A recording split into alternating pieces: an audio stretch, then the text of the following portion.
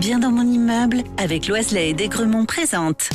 Sud Radio, les incontournables de la copropriété, Thomas Binet. Nous sommes avec notre consultant Philippe Loiselet, patron de Loiselet et Desgremont, qui nous informe tous les vendredis soirs sur l'ensemble des sujets liés à la copropriété. Et puisque c'est la rentrée et que nous parlons ici de copropriété, eh bien on va réviser quelques notions sur le sujet afin de mieux comprendre justement tous les sujets que nous allons aborder tout au long de cette nouvelle saison.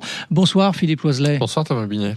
Philippe, commençons par un concept simple, celui de l'eau. Et quand je dis l'eau, c'est LOT bien évidemment. Oui, concept simple en effet. Tous les immeubles placés sous le régime de la copropriété sont divisés en lots.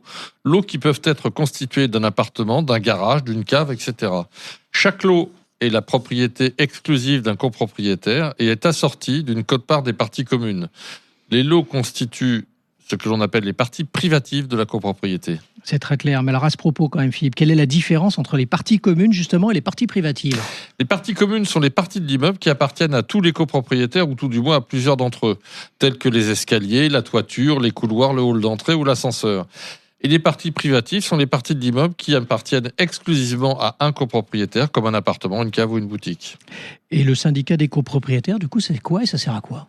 Eh bien, c'est l'ensemble des personnes, des propriétaires, possédant des lots dans la copropriété. Le syndicat des copropriétaires a la responsabilité collective, grâce à des organes de gestion que nous allons évoquer, de conserver l'immeuble et d'en administrer les parties communes.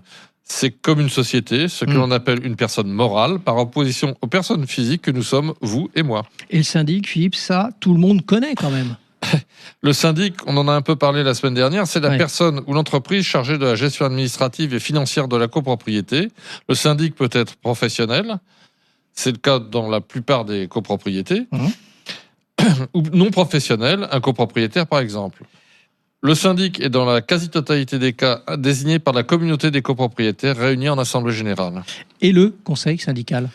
Eh bien, le conseil syndical, c'est un groupe de copropriétaires qui sont généralement élus lors de l'assemblée générale pour, comme le dit la loi, assister le syndic et contrôler sa gestion. Ils servent d'intermédiaire entre le syndic et l'ensemble des copropriétaires. Et je précise, comme je le fais à chaque fois que j'évoque ce sujet du conseil syndical, que je considère qu'il est souhaitable que le syndic et le conseil syndical travaillent ensemble plutôt que l'un contre l'autre. On est en général plus efficace en utilisant ses forces plutôt qu'en se bagarrant.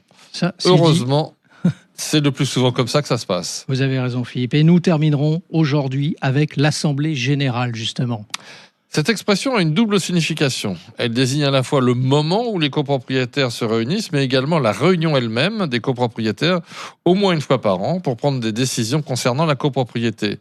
Les décisions sont prises selon des règles de majorité qui sont prévues par la loi, majorité des voix des copropriétaires présents ou représentés ou ayant voté par correspondance. Merci Philippe pour cet éclairage. Et vous savez, je vais vous proposer quelque chose, parce qu'on a une petite nouveauté à vous proposer, Philippe, et à nos auditeurs et nos auditrices.